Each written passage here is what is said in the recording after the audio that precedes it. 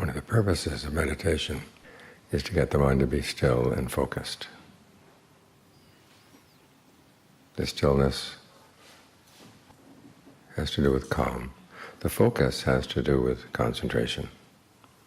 And we hear the word concentration, and it sounds like we have to tense up our muscles, bear down on things. But it might be better to think of it as being centered. Your awareness is centered. And ideally, ultimately, it's going to fill the whole body. So you can't tense up. But you do want to maintain a steady focus, which requires some patience and persistence. We may have read the descriptions of right concentration. It talks about pleasure, rapture. You settle down for a little bit, there doesn't seem to be any pleasure, any rapture. There's just the plain old breath coming in and going out. You wonder where that pleasure and rapture are going to come from. Well, they come from the steadiness of your gaze. It's like planting a tree. You put it in the ground and you want a big tree.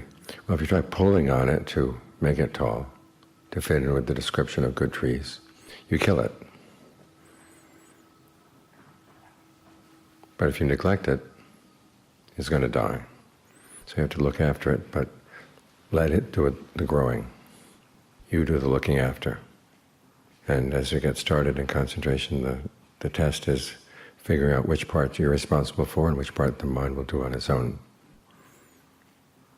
And John Lee, my teacher's teacher, points out that in the description of right concentration in the first level, there are 5 factors. You have directed thought, evaluation, singleness of preoccupation, rapture, and pleasure. Of those, the first 3 are the causes. The rapture and pleasure are results. You don't do the rapture, you don't do the pleasure.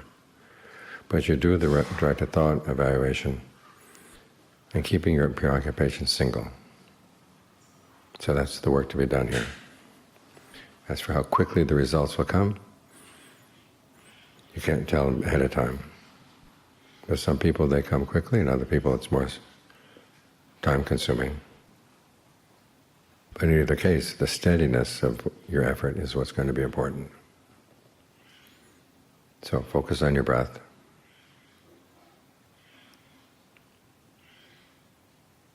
Try to notice what feels good now, long breathing or short breathing. You can test them, try them out. Then you can try heavy or light, fast or slow, deep or shallow, until you get the right combination. Now your inner conversation about that's what the directed thought and evaluation are. Sometimes people say, how do you get started on directed thought? How do you get started on evaluation? Actually, those 2 terms are the Buddhist description for how we talk to ourselves all the time. You direct your thoughts to a topic, and then you comment on it, whether it's good or bad, you like it, don't like it, or sometimes you ask questions, try to provide answers. So what you're doing here as you concentrate is not that you wipe out your inner conversation, you bring your inner conversation to the breath. Get interested in the breath. Because the breath is not just the air coming in and out the nose. It's the energy flow in the body. That's going to have a big impact on the health of the body, and also on your ability to stay right here. If it feels good being here, it's got be a lot easier to stay. If it doesn't feel good, the mind's going to look for the first opportunity to leave. So ask yourself, what kind of breathing would be refreshing right now? Relaxing if you've been tense, soothing if your nerves are frazzled, energizing if you're tired. Try to breathe in a way that brings the body into balance. And as I said, think of the energy in the body flowing wherever it can. In the beginning it's going to be most obvious in the areas, say, around the chest or the abdomen or in the head. But as you settle in, you begin to realize that there's an energy flow that goes throughout the nervous system, out to the tiny, tiny nerve ends, out to the blood vessels, out to the capillaries, out to each pore. Try to expand your awareness to include all those parts of the body. If that range seems too large to begin with, you can try going through the body section by section. You can start down around the navel, just the area of the abdomen, and watch it for a while as you breathe in, breathe out. See what rhythm of breathing feels good there. If there's any tension or tightness in that part of the body, allow it to relax. So that no new tension builds up as you breathe in. You don't hold on to any tension as you breathe out. And when there's no tension, then the breath energy can flow. Then you move your attention up to the solar plexus. Do the same things. Middle of the chest, base of the throat, end of the head, starting from the back of the neck, going down the shoulders and the arms. Starting from the back of the neck again, going down the spine, down the legs, out to the tips of the toes. Divide the body up into sections like this and go through the sections systematically, as many times as you like, until you feel you're ready to try an even larger frame of reference, which would be the whole body. Then try to maintain that sense of full body awareness. Sometimes you hear concentration described as one-pointedness of mind. The Pali term citta sekagata. Citta means of the mind. Ega, one. Aga is the term that's a little controversial here. Some people say it means point, but there's no place in the canon where the Buddha calls it a point. Aga can either be the high spot on a mountain, like the summit of a mountain, or it can be the ridge of a roof. Anything that's high up. It can also be a meeting place. And I think that's the meaning that's meant here, not so much the point or the highness or the height of the point. It's more the quality of everything in the mind being gathered together right here. All your attention is gathered right here, your thoughts are gathered right here. You're trying to live in this spot in the present moment. And all the images the Buddha gives as analogies for concentration are full body awareness. Like for the first level of right concentration, he has the image of a bathman. Back in those days they didn't have bars of soap, they would have soap powder. They would mix it with water and make a kind of paste or a dough that you would then rub over your body. And the job of the bathman would be to mix it. And he'd have to mix it in such a way that all of the bath powder got moistened, and there was nothing that was dripping left over. And he said in the same way, once there's a sense of ease and well-being with the breath, you allow it to spread. Now to make it spread, sometimes it goes on its own, sometimes it won't go on its own. You can't push it, you can't force it, but you can open the channels. Wherever there's any tension or tightness, holding things in check, just think of that loosening up. This is one of the reasons why we do this survey of the body, section by section, to loosen things up in the head, in the neck, in the torso, in the legs, in the arms, all around. So the breath energy has an opportunity to flow, and when the breath energy feels good, it's going to take a sense of well-being with it. This is another reason why you can't push it. You can't push well-being, because as soon as it gets pushed, it turns into something else.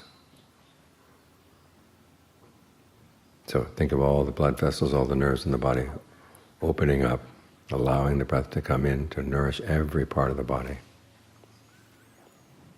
And then try to stay there. We read about the different levels of concentration, but there's no need to go through all of them right away.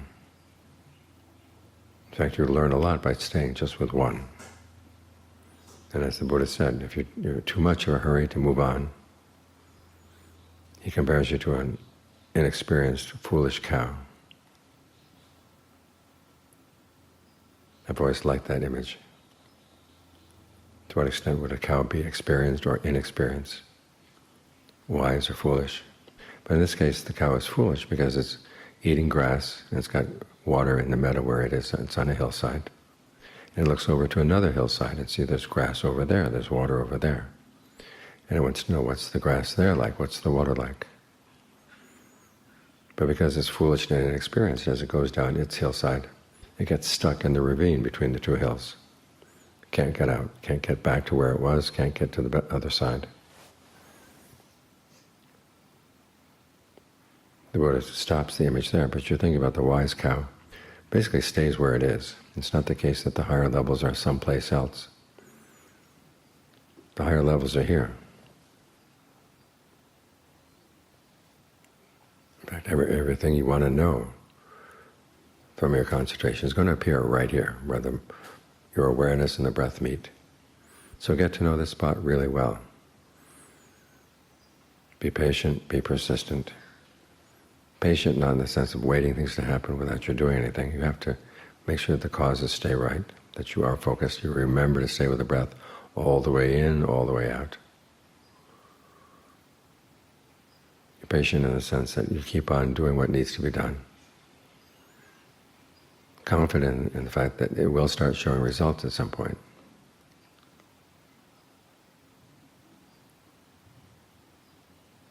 But if you try pushing it too hard, then the results get destroyed, which is why we say you have to be patient. So you've planted a tree. Water it, look after it. In other words, be mindful. Remember to stay here. Don't wander off to other topics. Be alert to notice when the mind does wander off, you bring it right back. Reminding yourself that no matter how amazing that thought may be, you can think it some other time. The problem is usually the thoughts that distract us are not all that amazing.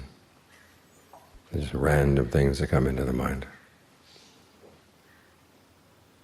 But because you're not interested in the breath, you'll latch on to anything that comes through. Now try to make yourself more interested as you think of the breath as a whole body process. That will have an impact on the health of all the different organs in the body.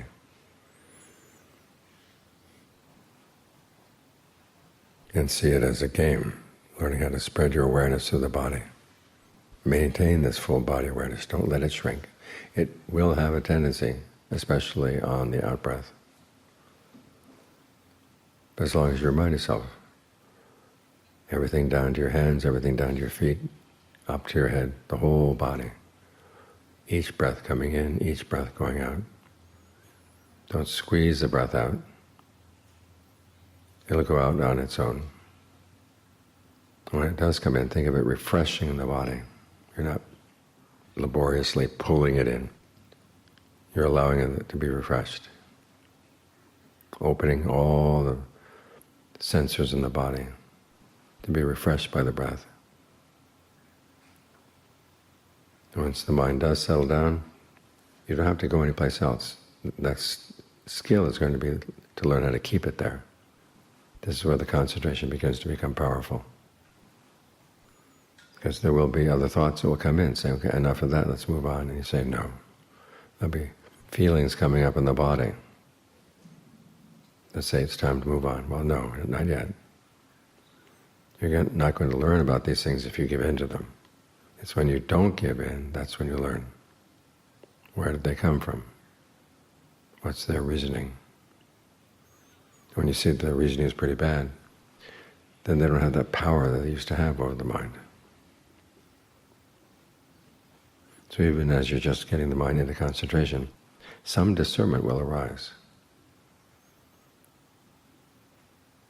And the process is how the mind creates little thought worlds for itself, how it enters into those thought worlds, goes traveling for a while, and then the thought worlds burst like little bubbles. And you're left back here.